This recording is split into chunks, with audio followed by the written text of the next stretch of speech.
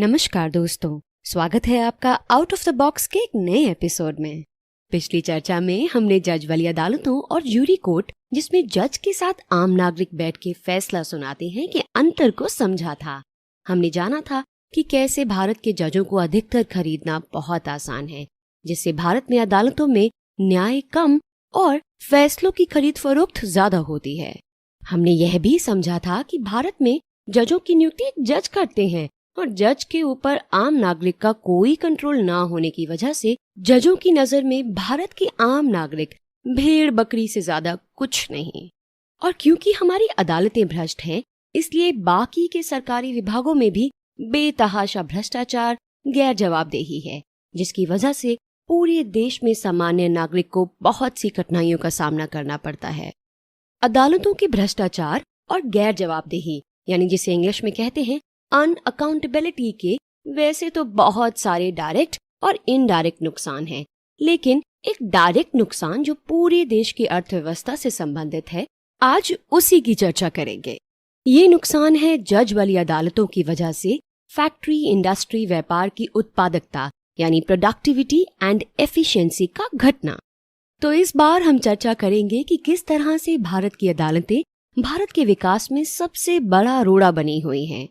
दोस्तों, किसी देश का विकास तय होता है कि वहाँ के लोगों का जीवन स्तर कैसा है, और जीवन स्तर सुधारने के लिए लोगों को बहुत से सामान की जरूरत होती है, जिससे उनका जीवन आसान हो जाए, जैसे घर, कपड़े, पौष्टिक भोजन, गाड़ियाँ, फोन, फ्रिज, टीवी, बीमार पड़ने पे जरूरी दवाइयाँ, बच्चों के लिए स्कूल, सेना के लिए हथियार और भी बहुत सारी चीजें जीवन को आसान बनाने के लिए चाहिए होती हैं।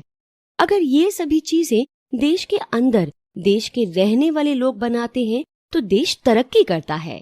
अगर देश के अंदर देश में रहने वाले लोग ये सब नहीं बना पाते और सिर्फ खेती, किसानी, सरकारी नौकरी और साबुन, शैम्पू, अचार, तेल आदि चीजें ही बना के जिंदगी काटते हैं, तो जरूरी चीजें जैसे कि इलेक्ट्रॉनिक उपकरण और सेना के हथियार विदेशों से खरीदने पड़ते हैं, जिसकी बहुत बड़ी कीमत चुकानी पड़ती है, जिस वजह से देश के कुछ ही लोग इसका फायदा ले पाते हैं।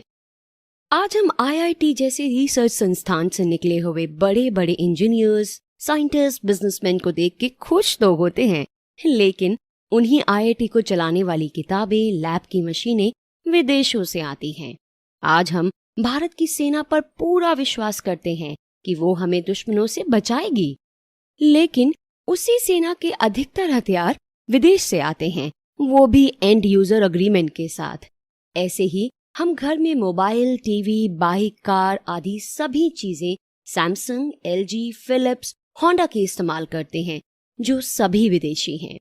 इन सभी चीजों को खरीदने के लिए पैसा चाहिए, और क्योंकि यह सभी चीजें दूसरे देशों से आती हैं, इसलिए हमें कई गुना ज्यादा कीमत चुकानी पड़ती है, जिस वजह से देश के करोड़ों लोगों की मेहनत से पैदा किया गेहूं, चावल, दूध, अचार, मसाले विदेशों में बेचकर सिर्फ गिने चुने लोगों को ही सैमसंग, होंडा, एप्पल के प्रोडक्ट्स मिल पाते हैं।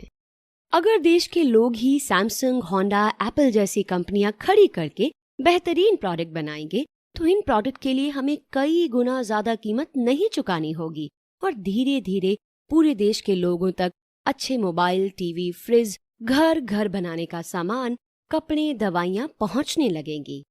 अब पहला सवाल आपके दिमाग में यही आया होगा कि आखिर आजादी के 70 वर्ष बाद भी हम इतने सक्षम क्यों नहीं हैं कि अपनी जरूरत की सारी चीजें खुद बना सके अपने देश में।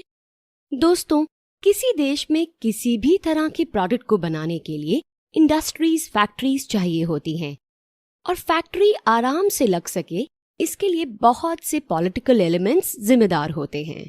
लेकिन 5 ऐसे पॉलिटिकल एलिमेंट्स की बात हम इस वीडियो और आने वाले वीडियोस में करेंगे, जो कि फैक्ट्रीज की प्रोडक्टिविटी और एफिशिएंसी को सबसे अधिक प्रभावित करते हैं। ये 5 एलिमेंट्स हैं। पहला, अदालतें। दूसरा, टैक्स सिस्टम। तीसरा, जमीन के कानून। चौथा, सरकारी अधिकारियों और नेताओं की अकाउंटेबिलिटी, यानी जवाबदेही। और पांचवा, देश में गणित और विज्ञान की शिक्षा का स्तर। इन 5 में से ज्यादा जो चीज प्रभावित करती है वो है अदालतें, और जो सबसे कम प्रभावित करती हैं वो है गणित और विज्ञान की शिक्षा। ये सुनने में शायद थोड़ा अजीब लगेगा कि गणित और विज्ञान की शिक्षा का स्तर क्यों अदालतों की तुलना में कम प्रभावी है। पर जब हम आगे एक एक एलिमेंट के डिस्कशन करेंगे तो आप ये बात आसानी से समझ जाएंगे।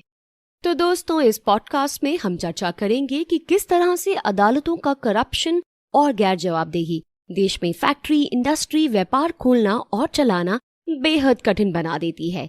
क्योंकि यह एक लंबा विषय है, इसलिए बाकी के 4 एलिमेंट्स के बारे में हम अगले पॉडकास्ट में चर्चा करेंगे। दोस्तों, ऐसा पाया गया है कि जिन देशों में अदालतें जजों के भरोसे चलती हैं, वहां के लोगों के लिए फैक्ट्री या व्यापार लगाना और चलाना बहुत ही मुश्किल होता है उन देशों की तुलना में जहां पर अदालतों में आम नागरिकों की जूरी बैठ के फैसला सुनाती है। ये बात सुनकर थोड़ा अचरज हुआ होगा ना? लेकिन ये ज्यादा अचरज की बात उनके लिए है जो किसी फैक्ट्री या व्यापार में नहीं है। यानी अगर आप किसी सरकारी या गैर सरकारी नौकरी में हैं, जिसमें आपको मंथली तनख्वाह यानी सैलरी मिल जाती है और नौकरी के बाद आप अपना सारा समय पेड मीडिया द्वारा बांटी जा रही समाचार को देखने में बिताते हैं, तो आपके लिए यह समझना थोड़ा मुश्किल होगा कि कैसे जज वाली अदालतें भारत के फैक्ट्री मालिकों, व्यापारियों और सेल्फ एम्प्लॉयड लोगों का जीवन नर्क किए हुए हैं। लेकिन यहाँ फिर एक सवाल ये भी खड़ा होता है कि क्या इंडस्ट्री की कमी या इनएफिशिएंसी इतना बड़ा मुद्दा है जिसके लिए हम परेशान हो और अदालतों को सुधारने की चर्चा करें? यानी क्या देश में गरीबी, भुखमरी, बेरोजगारी, आतंकवाद, नक्सलवाद, सांप्रदायिक तनाव, किसान आत्महत्या आदि मुद्दे इतने गंभीर नहीं हैं कि पहले हम उनका समाधान ढूंढें और बाद में इंडस्ट्री, फैक्ट्री की हालत सुधारने के लिए प्रयत्न करें? तो इसके जवाब में हम अभी सिर्फ इतना ही कहना चाहेंगे कि गरीबी, भुखमरी, बेरोजगारी जैसे गंभीर मुद्दे भी इंडस्ट्री व्यवसाय की खराब हालत से ही जुड़े हुए हैं। इसे एक छोटे से उदाहरण से समझते हैं। आज भारत में लगभग 3% सरकारी नौकरियों के पद हैं। मतलब अगर देश में 100 लोग नौकरी करते हैं तो उसमें से सिर्फ 3 के लिए ही सरकारी नौकरी मौजूद है। तो इस तरह से बाकी के 97 लोगों को प्राइवेट नौकरी या कोई व्यवसाय चालू करना ही पड़ेगा। अब अगर देश में फैक्ट्री खोलना और चलाना आसान होगा तो उन 97 लोगों को भी रोजगार मिल जाएगा। अगर फैक्ट्री खोलना और चलाना मुश्किल होगा तो जाहिर सी बात है उन 97 लोगों में से बहुत से लोग बेरोजगार रह जाएंगे। इस तरह से बेरोजगारी बढ़ जाएगी। यानी अगर फैक्ट्री रहेगी तो लोगों को काम मिलेगा और बेरोजगारी घटेगी, और जब बेरोजगारी घटेगी तो गरीबी भी घटेगी। बहरहाल अगर आप थोड़ा चिंतन करें तो पाएंगे कि आपकी पूरी जिंदगी किसी न किसी फैक्ट्री से निकले प्रोडक्ट के जरिए ही चल रही है। आपके मोबाइल फोन से लेकर कार और दवाइयां तक किसी न किसी फैक्ट्री से ही आई हैं। सीधे शब्दों में कहें तो भारत की बदहाल फैक्ट्रियां ही भारत के अंदर गरीबी, भुखमरी, बेरोजगारी, नक्सलवाद, आत्महत्या आदि जैसे गंभीर समस्याओं की एक मूल जड़ हैं। तो चलिए अब सीधे मुद्दे पर आते हैं कि किस तरह से जज के भरोसे चलने वाली अदालतें देश में फैक्ट्री खोलने और चलाने वालों की जिंदगी दूभर करे हुए हैं। अब थोड़ा ध्यान से सुनिएगा। पहली वजह, अगर आप कोई फैक्ट्री चलाते हैं या खोलना चाहते हैं तो आपको सरकार की तरफ से बहुत सारे कागज, एफिडेविट, लाइसेंस आदि चाहिए होते हैं। फैक्ट्री खुलने के बाद भी आपको वर्ष में कई बार सरकारी अधिकारियों, कर्मचारियों से काम पड़ता रहता है। आपको तरह तरह के सरकारी विभागों में चक्कर लगाने ही पड़ते हैं। उदाहरण के लिए भारत में कई तरह के कानून हैं जिनका फैक्ट्री चलाने वालों को पालन करना पड़ता है, जैसे फैक्ट्री अधिनियम 1948, वस्तु एवं सेवा कर अधिनियम 2017, कर्मचारी राज्य बीमा अधिनियम 1948, मातृत्व लाभ अधिनियम 1961, आयकर अधिनियम 1961। ऐसे ही कर्मचारियों की भलाई के नाम पर 128 श्रम कानून लागू हैं। इसी तरह पर्यावरण की रक्षा के नाम पर दर्जनों कानून बने हुए हैं। प्रत्येक कानून की पालना करवाने के लिए उसके डिपार्टमेंट का एक इंस्पेक्टर होता है और जो कभी भी फैक्ट्री में जाकर फैक्ट्री की जांच कर सकता है और फैक्ट्री मालिक को किसी भी कानून की कोई भी धारा का हवाला देकर नोटिस दे सकता है। अब नोटिस सही कारण के लिए दिया है या गलत के लिए, यह अलग विषय है, लेकिन यदि नोटिस मिला है तो कोर्ट के चक्कर तो लगाने ही पड़ेंगे। और अगर कोर्ट ईमानदारी से जल्द निर्णय सुना दे तो फैक्ट्री मालिक को सही गलत का पता चल जाएगा और वो अपना काम आगे बढ़ाएगा। मतलब अगर फैक्ट्री मालिक की गलती है तो उसे फाइन भरना है, जो वो भर देगा, और अगर गलती नहीं है तो वो अपने काम पर वापस आ जाएगा। अब यहीं से शुरुआत होती है अदालतों के हस्तक्षेप की, यानी इंटरफेरेंस के। और जैसे कि हमने पिछली चर्चा में बताया था कि कैसे जज परमानेंट नौकरी पर होते हैं और उनका चरित्र भी किसी साधारण रिश्वतखोर, पुलिस क्लर्क या IAS अधिकारी की तरह ही होता है। अब जब वो फैक्ट्री मालिक जज के सामने जाएगा तो जज अधिकतर जानबूझ के फैक्ट्री मालिक से कोर्ट के चक्कर लगवाएगा ताकि फैक्ट्री मालिक रिश्वत देने के लिए मजबूर हो जाए। क्योंकि जज खुलेआम रिश्वत मांगने से घबराते हैं, इस वजह से फैक्ट्री मालिक को तारीख पे तारीख देकर परेशान करते हैं। अंत में फैक्ट्री मालिक जज को मजबूरन कुछ रिश्वत देता है और अपना फैसला जल्दी देने का आग्रह करता है। और जब साल में 3-4 बार फैक्ट्री मालिक के पास कोई न कोई जांच इंस्पेक्टर पहुंच के सही गलत नोटिस पकड़ाता है तो फैक्ट्री मालिक को बार बार उस विभाग के चक्कर काटने पड़ते हैं और अंत में अदालतों के। तो फैक्ट्री मालिक को ये बात तो समझ आ जाती है कि अगर मुझे हर दूसरे तीसरे महीने अलग अलग विभागों के चक्कर काटने से बचना है और अंत में अदालतों में तारीखों से बचना है तो मुझे हर महीने सरकारी अधिकारियों को कुछ रिश्वत तो पहुंचानी होगी। इसलिए वो फैक्ट्री मालिक प्रत्येक जांच अधिकारी को खुश करने के लिए प्रति माह रिश्वत देना शुरू कर देता है ताकि वो इंस्पेक्टर उसे परेशान नहीं करे, और साथ ही अदालत में जजों के रिश्तेदार वकीलों को हफ्ता देकर परिचय भी बनाता है ताकि किसी मामले में उसे अदालत जाना पड़ भी जाए तो जज के रिश्तेदार वकील उसके मुकदमे पर तारीख मिलने से बचा ले। अब इतनी सारी रिश्वत का नतीजा ये होता है कि उसे फैक्ट्री से मुनाफा कमाने के लिए या तो अपने प्रोडक्ट की कीमत बढ़ानी पड़ती है या फिर अपने प्रोडक्ट की क्वालिटी गिरानी पड़ती है, जिससे उसका प्रोडक्ट मार्केट में कस्टमर खोना शुरू कर देता है। अब यहाँ ध्यान देने वाली बात यह है कि अगर फैक्ट्री मालिक की कोई गलती नहीं है और उसे सिर्फ संदेह के आधार पर ही नोटिस दिया गया है तो भी उसे अदालत जाना ही पड़ेगा। और उससे भी बड़ी बात यह है कि अगर वो गलत नहीं है तो भी जिस इंस्पेक्टर ने उसे नोटिस दिया था उस इंस्पेक्टर को कोई सजा नहीं होगी। अब इसी वजह से इंस्पेक्टर्स को फैक्ट्री मालिकों को उल्टे सीधे नोटिस देकर रिश्वतखोरी करने का मौका मिलता है। अगर जज ईमानदारी से काम करे तो उस इंस्पेक्टर को नौकरी से निकाल सकता है, लेकिन अधिकांश जज तो खुद ही भ्रष्ट होते हैं, इसलिए वो बहती गंगा में हाथ धो लेना ही सही समझते हैं। इसे एक उदाहरण से समझते हैं। जैसे 2017 में उत्तर प्रदेश में एक व्यापारी से एक IAS अफसर ने रिश्वत मांगी। वह व्यापारी जब IAS के खिलाफ FIR करने पुलिस स्टेशन गया तो पुलिस ने उसी व्यापारी को जेल में डाल दिया। यह खबर अखबार में आ गई क्योंकि शायद यह व्यापारी व्यापार में नया रहा होगा और उसे मालूम नहीं रहा होगा कि पुलिस, जज, नेता, अधिकारी सब आपस में मिलके फैक्ट्री मालिकों को लूटते हैं। अन्यथा भारत के सभी फैक्ट्री मालिक और व्यवसायी जानते हैं कि किस अफसर, जज, नेता को हर महीने कितनी रिश्वत पहुंचानी है। इसलिए वो पुलिस में भ्रष्ट अधिकारियों के खिलाफ शिकायत करने से या तो बहुत डरते हैं या शायद कभी नहीं जाते। और बस यही कारण है कि उनकी प्रोडक्टिविटी और एफिशिएंसी बहुत अच्छी नहीं होती या फिर कह लीजिए घट जाती है। दूसरी वजह, इस तरह से जब एक व्यक्ति फैक्ट्री या कोई व्यापार चलाता है तो उसके पास कुछ लेबर और कर्मचारी होते हैं।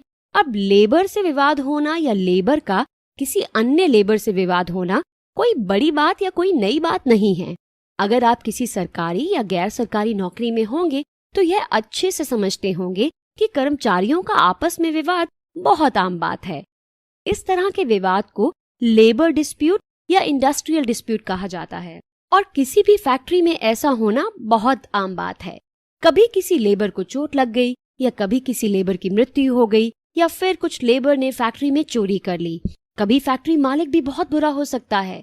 हो सकता है कि मालिक लेबर को वेतन ना दे या बुरा व्यवहार करे। अब इस तरह के इंडस्ट्रियल डिस्प्यूट में भी आखिरी सहारा अदालतें ही होती हैं। अगर अदालतें निष्पक्ष, तार्किक और तेजी से फैसला कर दे तो फैक्ट्री मालिक और लेबर कर्मचारी दोनों को ही एक दूसरे पर विश्वास बना रहेगा, क्योंकि दोनों ही पक्ष यह अच्छे से समझेंगे कि यदि वो गलती करेंगे तो अदालत उन्हें सजा दे देगी, इसलिए इंडस्ट्रियल डिस्प्यूट के चांस घट जाएंगे। लेकिन अदालतें तो अक्सर खुद ही भ्रष्ट रहती हैं और रिश्वत के आधार पर निर्णय सुनाती हैं, जैसा कि भारत में अक्सर होता है। तो बुरे फैक्ट्री मालिक या बुरे लेबर कर्मचारी एक दूसरे का शोषण करने की हिम्मत रखते हैं। फैक्ट्री मालिक को हमेशा लेबर पर शक रहता है और लेबर को हमेशा फैक्ट्री मालिक पर, क्योंकि दोनों जानते हैं कि सामने वाले ने अगर धोखा दिया तो उनकी मेहनत बेकार हो जाएगी। इस तरह से फैक्ट्री मालिक और लेबर अपने काम से ज्यादा अपने खिलाफ धोखाधड़ी की चिंता में ही डूबे रहते हैं। ये दूसरा बड़ा कारण है भारत में फैक्ट्रीज के इनएफिशिएंट और अनप्रोडक्टिव होने का, जिसके लिए जज सिस्टम डायरेक्टली जिम्मेदार है।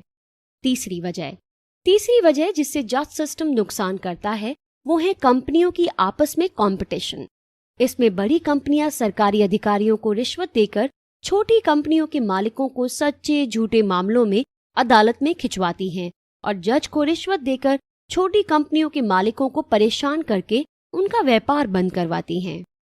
इसको इस तरह भी समझ सकते हैं कि बड़ी कंपनी क्षेत्र के कमिश्नर को पहले करोड़ों रुपया देके खरीदेगी, फिर कमिश्नर को टारगेट दिया जाएगा कि आपको इतनी छोटी फैक्ट्री बंद करवानी है। अब जब कमिश्नर फैक्ट्री में छापा डालेगा तो छोटी कंपनी के मालिक से रिश्वत नहीं लेगा, क्योंकि वो तो पहले से ही मोटी रकम बड़ी कंपनी से हड़प चुका है। वो सीधे सीधे छोटी कंपनी के फॉल्ट देखेगा और लंबा चौड़ा आरोप पत्र तैयार करके कोर्ट में घसीटेगा। कोर्ट जब तक फैसला नहीं देगा तब तक फैक्ट्री पर स्टे आ जाएगा।